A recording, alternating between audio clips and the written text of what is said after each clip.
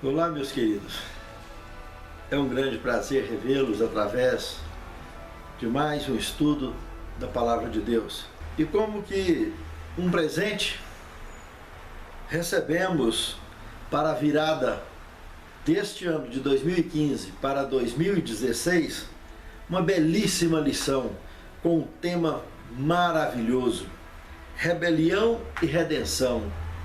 Uma busca de Gênesis ao Apocalipse sobre o plano da redenção, sobre a história do grande conflito entre o bem e o mal, que deverá resultar na minha e na sua salvação, na nossa volta, na nossa reinclusão da nossa raça para a eternidade.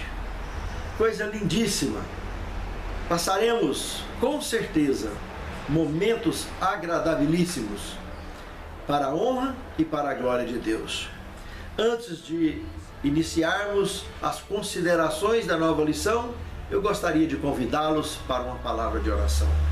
Santo Deus, muito obrigado, Senhor, por lições tão maravilhosas que já tivemos durante este ano de 2015 e agora esse presente com um tema tão fantástico e tão belíssimo a respeito da redenção, que envolve a história do conflito, aonde seres caíram no céu, seres caíram na terra e seres que serão resgatados graças à redenção do teu Filho amado através do teu grande e eterno amor por nós.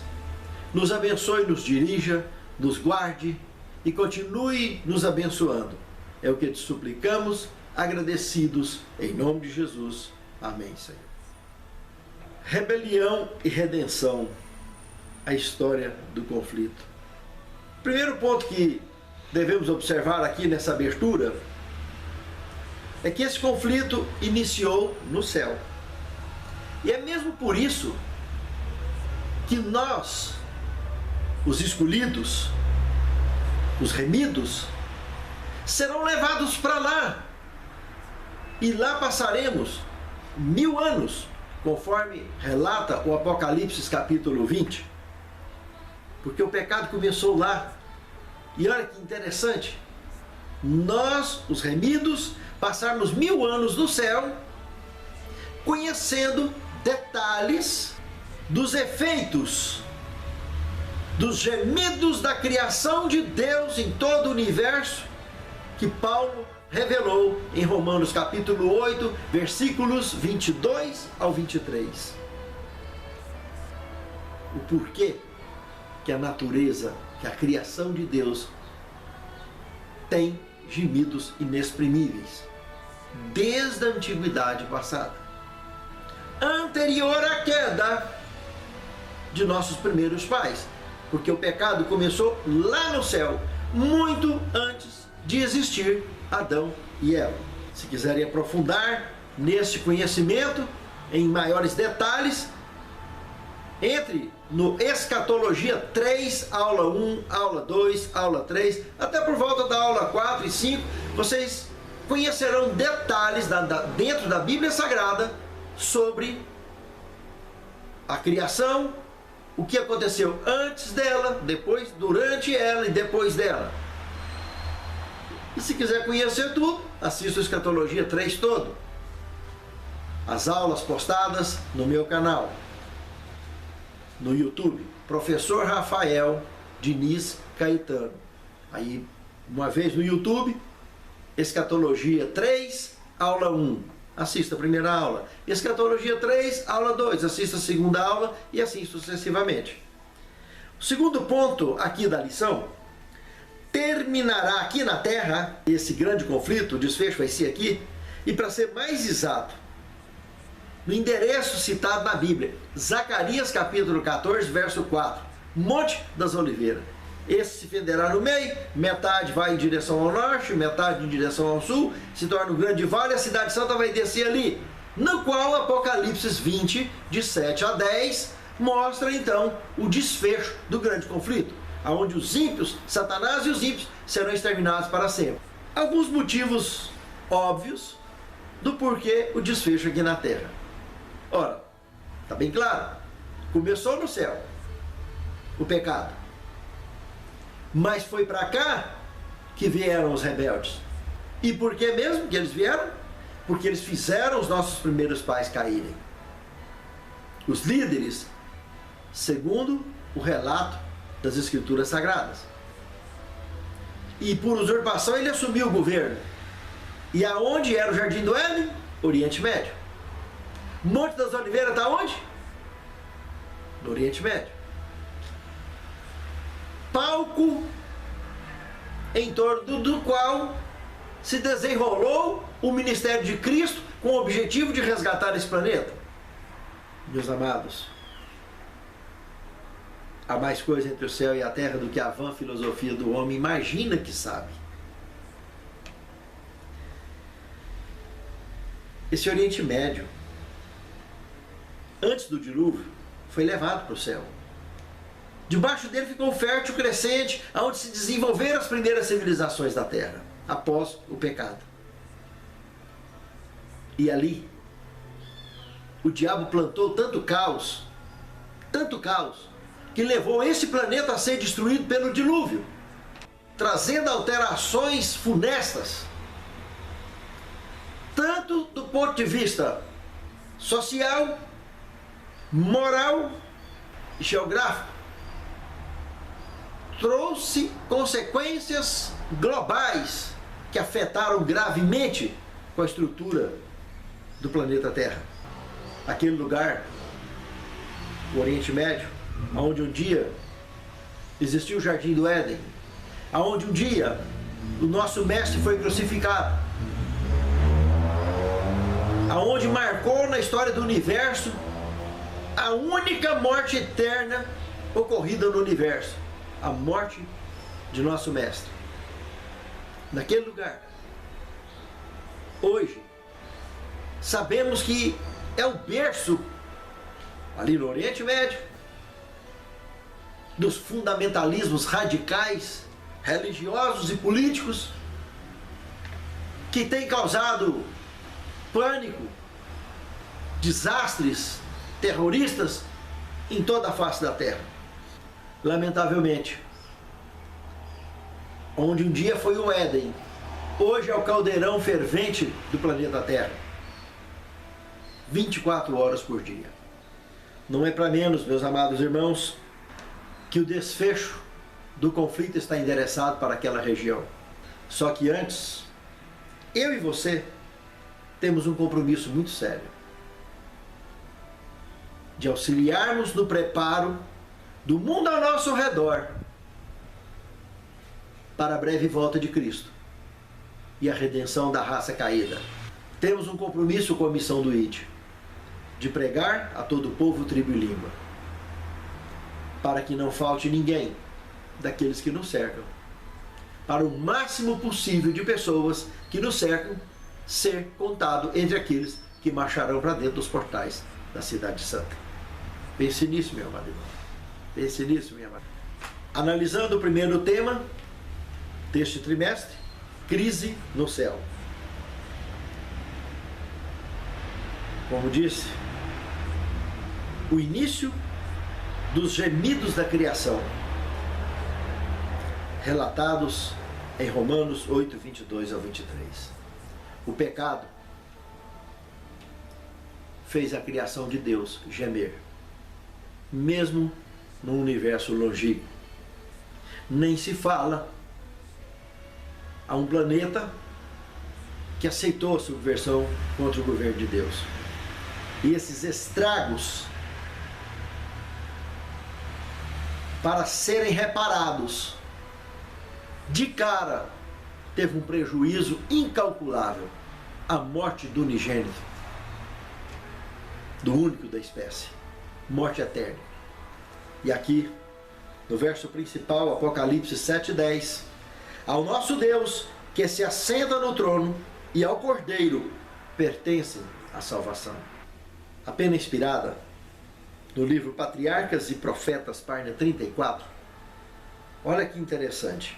Sendo a lei do amor o fundamento do governo de Deus, a felicidade de todos os seres inteligentes depende do perfeito serviço de amor. Serviço que brote de uma apreciação de seu caráter. Ele não tem prazer na obediência forçada e a todos concede vontade livre, para que lhe prestem serviço voluntário. Segundo tema, queda no céu. Ao analisarmos o livro de Isaías, capítulo 14, verso 4, e do verso 12 ao verso 15, podemos assistir de uma forma sintetizada a queda daquele anjo de luz aqui para esse planeta, na Terra. Alguém que era considerado uma estrela pelo seu brilho de luz que tinha, por ser um membro da luz, se corrompeu, rebelou contra o Senhor e foi lançado na Terra. Planeta este que aceitou a subversão contra o governo de Deus. Quando analisamos Ezequiel capítulo 28, conforme citado até aqui mesmo na lição, de forma muito curiosa, o verso 2 e do verso 12 ao 19. A citação do verso 2 aqui, é fantástico os detalhes que tem aqui sobre o estabelecimento desse anjo de luz, que deixou de ser anjo de luz aqui na Terra. Ali nos diz de cara que por exaltação, conforme em harmonia com o que disse também Isaías, ele então estava na Terra e ainda continuou se exaltando aqui mesmo na Terra. E um detalhe curioso, estabeleceu o trono dele no meio dos mares. Olha, nós temos 70% do planeta aproximadamente de água, 30% é terra. O nosso corpo tem a mesma proporção entre o que é massa e o que é líquido. Também, da mesma maneira, aproximadamente 70% é líquido, 30% é massa. Mas esse cara está dizendo aqui, Ezequiel capítulo 28, verso 2, que foi morar lá. E nós sabemos, ao olhar também em Filipenses 2,10, como Apocalipse 12,12, que tem seres que moram debaixo do mar, debaixo da terra.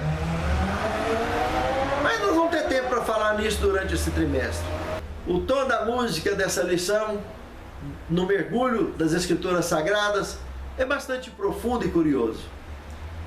Mas, amados, uma outra curiosidade que eu quero chamar a atenção aqui, é lá na altura do verso 14 do capítulo 28,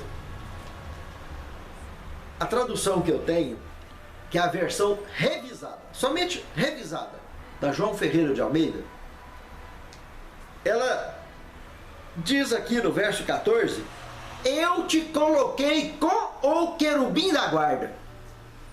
Veja que em cima dessa versão, e o que bate com o original em hebraico, de fato, essa linha de raciocínio está corretíssima. Ele não era um querubim, porque querubim, em Ezequiel capítulo 1, capítulo 10, analisem lá para você ver. Estude o capítulo 1 de Ezequiel e capítulo 10, dentre outros. Apocalipse também, capítulo 4. Compare. Vocês verão que querubins tem asas durinha, tem mão mecânica, tem rodas, sistema de propulsão, fazem zigue-zague no céu como relâmpago, ou seja, viajam na velocidade da luz, fazendo movimentos que, segundo a nossa física, qualquer corpo num transporte que faça movimento em ângulo, zigue-zagueando, estaria dissolvido. Desapareceria, desintegraria por completo um corpo dentro de uma nave que fizer esse movimento na velocidade da luz. E ali na Bíblia tem um banho desses movimentos. Diz que eles zigue-zagueavam pelo céu em forma de relâmpago. que a nossa ciência está longe de entender e de explicar, a palavra de Deus, escrita há quantos mil anos atrás, está aí falando. Mas Jesus disse que não podia falar tudo que nós não poderíamos suportar naquela época, né? Mas devagarzinho, com os acontecimentos da história da humanidade, aqueles que gostam de estar encobrindo a verdade e a própria história que está cheia de agressão contra estudos sérios de grandes estudiosos da história da humanidade, que acabaram sendo abafados, que não é muito interessante para muitos governos do mundo, um conhecimento aberto e amplo sobre esses detalhes, especialmente o que envolve as nossas origens e a nossa espécie, a nossa raça, a nossa vida sobre a face da Terra. Mas o mais interessante é que ele, Lúcifer, tinha sido colocado com o querubim da guarda, ou seja, com um equipamento preparado para trabalhar na guarda. Mas guarda de quê? Comece pensando dele mesmo. Querubim esse, equipamento esse, que o manteria informado, o levaria a distâncias do universo criado de Deus, envolvendo-o de forma maravilhosa da luz que ele foi chamado um dia, que ele foi criado um dia, e que evitasse entrar nas trevas que ele entrou. O céu não é uma monotonia. Às vezes as histórias de carochinha mostram Deus com um cajado na mão, fazendo cara feia para o povo aqui na terra. Criador, é eterno Criador. Ele continua criando os mundos, ele continua criando novos mundos, novas galáxias, dia a dia. E ao mesmo tempo, na sua onipotência, com a sua atenção voltada para a raça caída. Existem pelo universo todo mundos inteligentes, criados por Deus e livres da dependência pecaminosa. Seres não caídos. Mas esse planeta, lamentavelmente, é um mundo, é um hospital de exilados e de seres caídos. Tanto dos que pecaram um dia lá no céu, quanto dos que já pecaram aqui mesmo na terra e têm formado a sua descendência. Mas ele caiu sob pedras afogueadas. O profeta Ezequiel relata a queda desse anjo de luz, que deixou de ser de luz e é de trevas. E como estudaremos um pouco adiante, eles vieram de mala e cuia,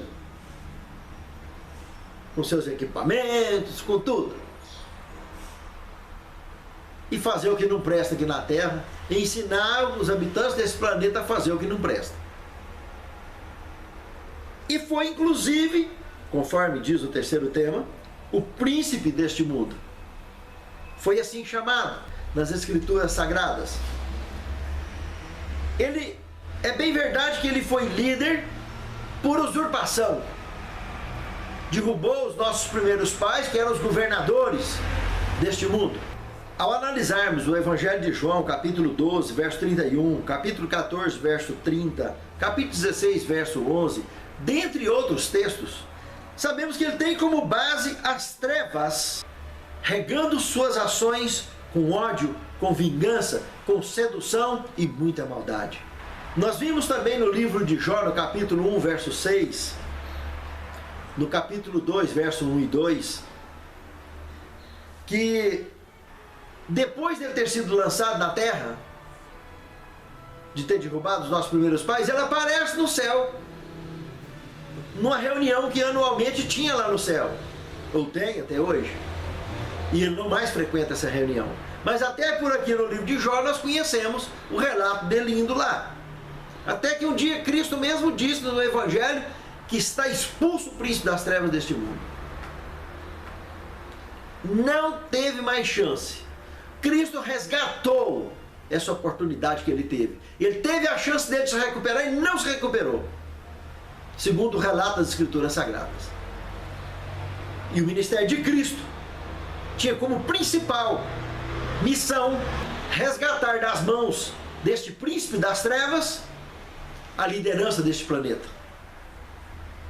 Ele se diz dono do mundo, ele se diz proprietário, mas não é mais. A missão vitoriosa de Cristo nos resgatou a nossa raça das mãos desse impostor, das mãos desse tirano. E em breve, ao cumprirmos com a missão que Ele nos confiou, Jesus estará voltando. E nós passaremos uma temporada de 1000 anos no céu, juntamente com Cristo, conhecendo os detalhes dos gemidos que a criação sofreu e ainda estará sofrendo durante esse milênio, porque os ímpios estarão mortos aqui na terra e Satanás preparando o planeta, reformando esse planeta para a descida da cidade santa, que assim que os ímpios forem ressuscitados aqui, estará sob o comando dele, marchando para cercar a cidade santa, que então estará descendo, terá descido ao final do milênio, após o final do milênio, para este mundo, aonde a natureza gemerá pela última vez, naquele último dia da ira de Deus. Uma manifestação lamentável do extermínio do pecado e pecadores. Quarto tema, peleja no céu. O texto aqui citado, Apocalipse capítulo 12, do verso 7 ao verso 16. A lição não dá tempo de mergulhar no capítulo todo de Apocalipse 12, que seria o ideal, para compreendermos melhor esse tema. Mas nesses versos aqui é suficiente para entendermos essa síntese do grande conflito entre o bem e o mal. Observe que o verso 7 já de cara abre mostrando um leque interessante. Aparece ali o arcanjo Miguel, que o significado do seu nome do hebraico para o português compreende-se príncipe, filho do Altíssimo, arcanjo. E Miguel é uma pergunta: quem é como nosso Deus? Só juntar as peças não fica difícil de entender. Judas verso 9, vemos esse arcanjo Miguel vindo ressuscitar Moisés, príncipe, filho do Altíssimo. Tem para mais alguém? De cara aí já vimos que arcanjo só existe um no universo, não tem mais que um. E é o príncipe, filho do Altíssimo. Segundo, se trata do nome dele na época do Antigo Testamento, conhecido nas Escrituras Sagradas como Miguel. Não sobra para mais ninguém, para mais nada, para colocar crendice e mitologia em cima disso. Bem claras as Escrituras Sagradas. Esse indivíduo que liderava os exércitos celestes enfrentava o outro líder das trevas, com o seu exército no céu. Exército esse que cairia. Vamos ver o que o relato bíblico fala? Olha lá. Houve batalha no céu. Miguel e os seus anjos batalhavam contra o dragão e os seus anjos, mas não prevaleceram. Nem mais o seu lugar se achou nos céus. Foi precipitado o grande dragão, a antiga serpente Satanás. Foi lançado na terra e os seus anjos foi lançado com ele. Ouvi, pois, uma grande voz do céu que dizia: chegada está a força e o reino do seu Cristo, porque já o acusador dos nossos irmãos foi derrubado, qual os acusava de dia e de noite. Eles o venceram pelo sangue do Cordeiro, pela palavra do testemunho que deram, e não amaram as suas vidas até a morte. Pelo que alegrai-vos vós, ó céus, que neles habitais, né? Ficou livre do diabo. Mas ai dos que habitam na terra e no mar, porque o diabo desceu a vós, e tem grande ira, sabendo que pouco tempo lhe resta. E quando o dragão viu que foi lançado na terra, perseguiu a mulher que dera à luz a um filho varão.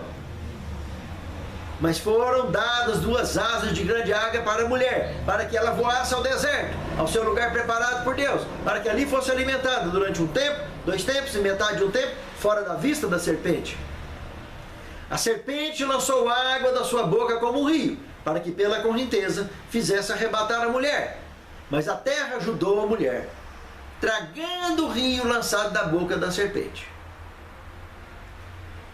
Olha, meus irmãos, são linguagens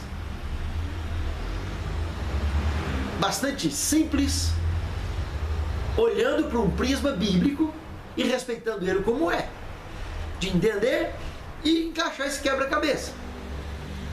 Aqui de cara, na palavra de Deus, nós podemos perceber alguns pontos interessantes. O primeiro deles, o endereço da peleja, foi lá no céu.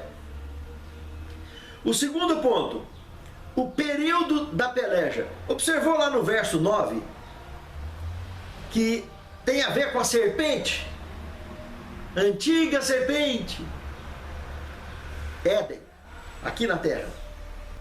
Quando Lúcifer fez os nossos primeiros pais cair, numa parceria com a serpente, aqui na terra.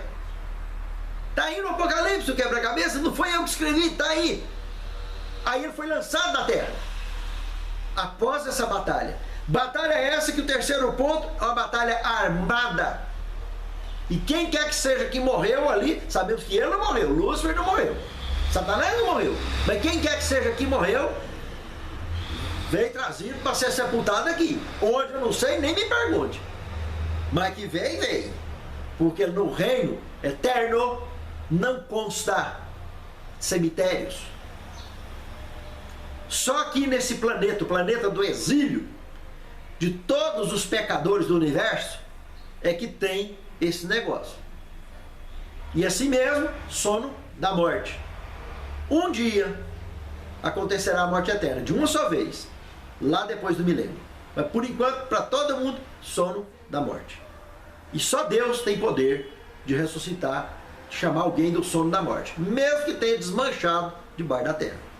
Quarto ponto, o verso 8 nos avisa claramente, esclarece, que eles vieram de mala e cuia, nem o lugar deles se achou no céu mais. Quinto ponto, o verso 12 aponta um ai para todos os habitantes da terra, do mar, debaixo do mar, debaixo da terra, conforme Filipenses 2,10 também aponta. Por causa da presença desse maldito príncipe das trevas deste mundo, que se julga detentor das potestades da maldade em lugares celestiais. Por que lugares celestiais? Porque esse planeta um dia foi celestial, pertenceu ao bloco da eternidade, hoje está excluído. E esse que se diz dono deste mundo, que foi lá se dizendo dono, querendo fazer com que o Filho do Altíssimo se ajoelhasse aos seus pés, o adorasse, e Cristo, com a palavra de Deus, pôs ele para correr, e eu e você da mesma forma, em nome de Jesus Cristo, faremos a mesma coisa. É exatamente o que precisamos fazer. Sermos vitoriosos, triunfarmos no grande conflito, graças ao sacrifício de Cristo e o seu poder através do Espírito Santo, conduzindo a nossa vida passo a passo, rumo à Canaã celestial. Quando nós vimos que ele cai na terra e persegue a mulher de cara, olhando para a igreja, olha lá no verso 1 e verso 2. Vi o grande sinal no céu, uma mulher vestida de sol, tendo a lua debaixo de seus pés, uma coroa de 12 estrelas sobre a sua cabeça. E ela gritava com ânsias para dar à luz. Olha, que coisa linda. A igreja vestida de sol, o advento de Cristo, primeira vinda dele. Lua debaixo de seus pés. O véu do santuário rasgou de cima e embaixo. As cerimônias que apontavam para Cristo, que apontavam para o Messias, os rituais ficaram debaixo dos pés. A luz menor. Ele foi revestido pela luz maior. A coroa de 12 estrelas na cabeça. 12 tribos do Antigo Testamento, 12 apóstolos judeus na época do Novo Testamento. Ele seleciona para levar o Evangelho ao mundo. Porque foi dentro do período do povo judeu que surgiu o ministério de Cristo. E essa mulher que vinha sofrendo, essa nação que vinha sofrendo, essa igreja que vinha sofrendo diversas opressões, diversos cativeiros, como vimos na lição do trimestre passado, um deles, né? Meus amados, ela chorava para ter uma libertação nacional. Esse choro foi tão radical e extremista que quando o Messias surgiu mostrando o tipo de reino que era para eles focarem, eles estavam focados no reino terrestre, querendo a libertação do Império Romano. E Cristo queria libertar eles do pecado e levar eles de volta ao reino eterno. E não ficar vinculado a histórias e histórias acontecidas debaixo de um mundo de pecado. Cristo quis fazê-los virar páginas da eternidade. Eles preferiram virar páginas da mortandade deste planeta, da secularidade do pecado.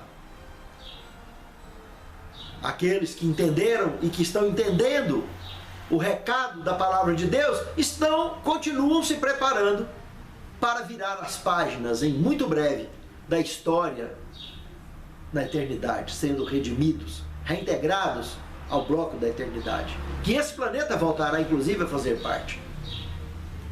Quando então essa mulher, perseguida o tempo todo por este dragão, entra nos detalhes que no deserto preparado por Deus onde ela foi, está focando o período da segunda, que no sermão profético foi desencadeado um processo de perseguição em 3 etapas.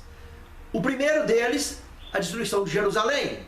O segundo deles, a Inquisição, período que iniciou em 538 e concluiria em 1798, 1260 anos. Se você pegar um tempo, a média do calendário, se você traçar a média, dá 360 dias.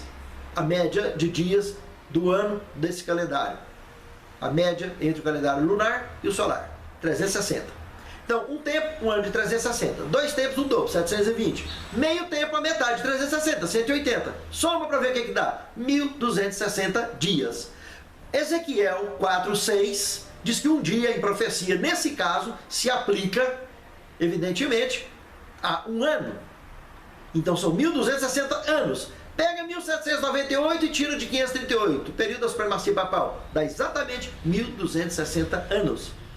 Período esse em que o povo de Deus foi oprimido e perseguido pelo momento conhecido como Guerra Santa ou supremacia papal. E a Revolução Francesa botou fim nisso aí.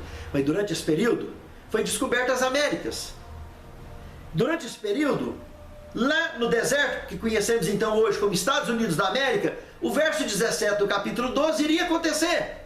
Da igreja verdadeira, os remanescentes surgirem durante esse período.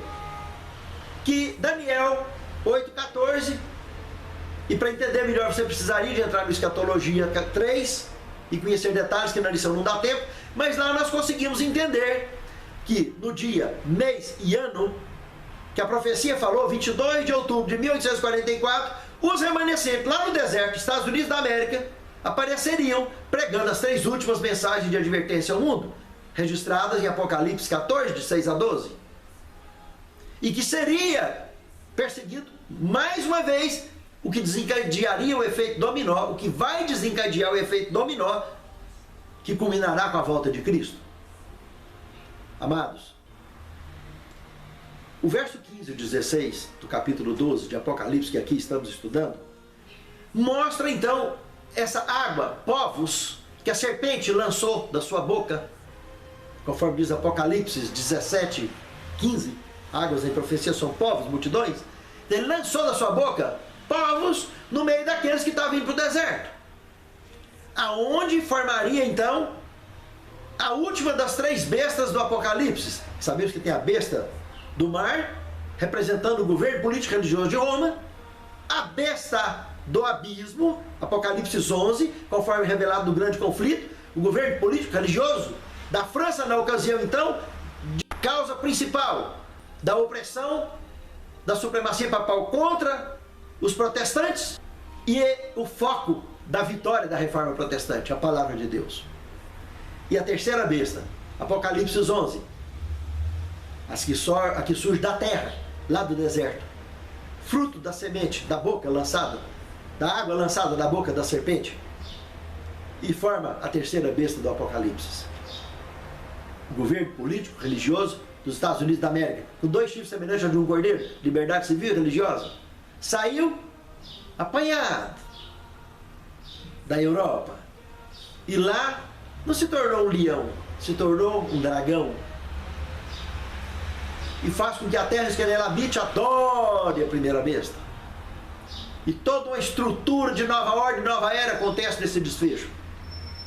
Como eu disse, não dá tempo de entrar em tantos detalhes, mas o suficiente para entendermos, do ponto de vista escatológico, que a última perseguição vai partir de lá, conhecido como decreto dominical, e atingirá todos os filhos de Deus, os remanescentes da face da terra, que estarão então sendo considerados fundamentalistas, justamente por não abrirem mão de doutrinas bíblicas, que a Babilônia tem lutado juntamente sob o comando de Satanás para pisar a verdade na história da humanidade.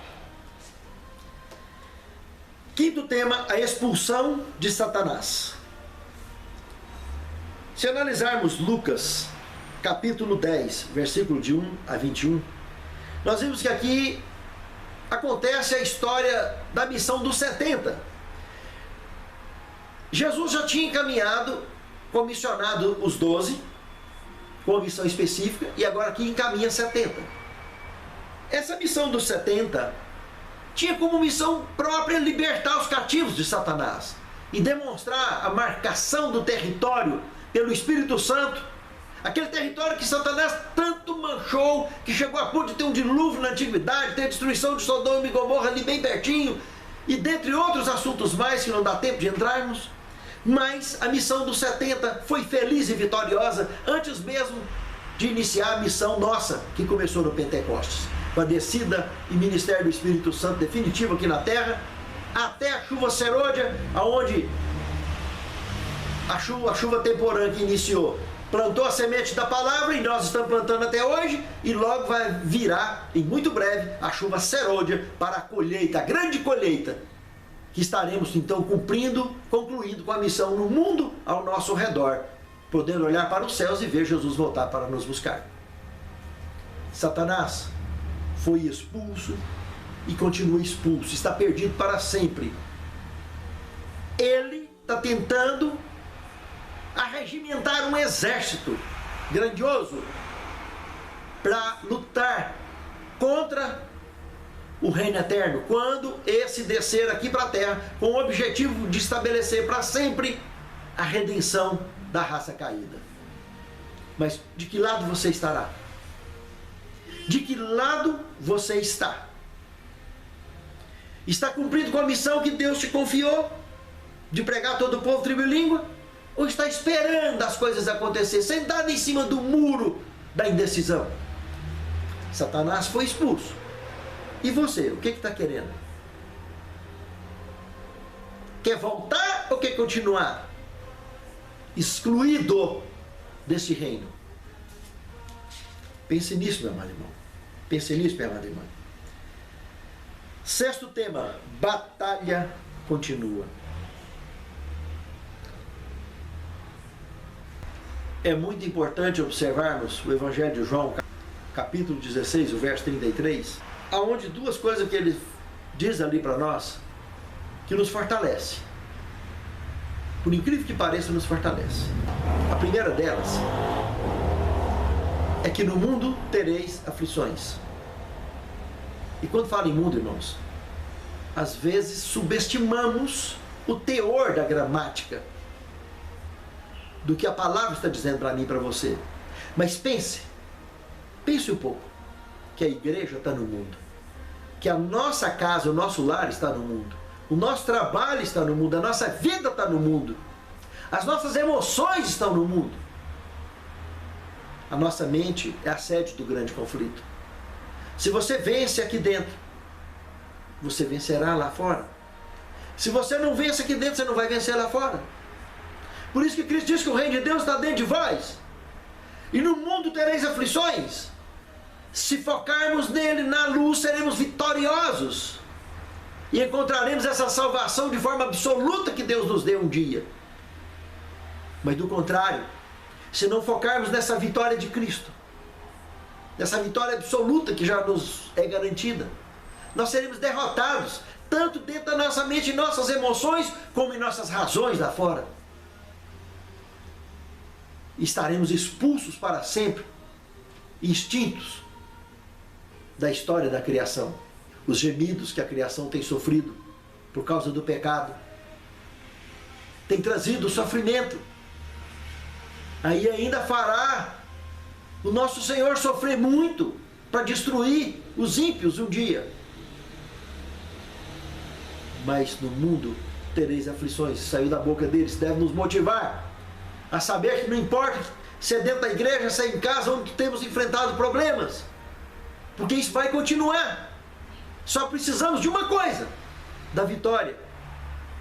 E essa vitória já é garantida por Ele que venceu primeiro e nos garante a nossa vitória. O segundo ponto revelado nesse texto: eu venci o mundo. É isso, irmão, que garante a nossa posição de não abrirmos mão em momento algum, de, conforme Hebreus 12, 1 e 2, de focarmos em Cristo e estarmos fitos nele. Porque com o olhar fixo nele, com foco nele, nós também faremos parte da galeria dos campeões da fé relatadas em Hebreus capítulo 11. Veremos que na Bíblia do futuro, eu e você também estaremos lá no livro da vida, no livro memorial.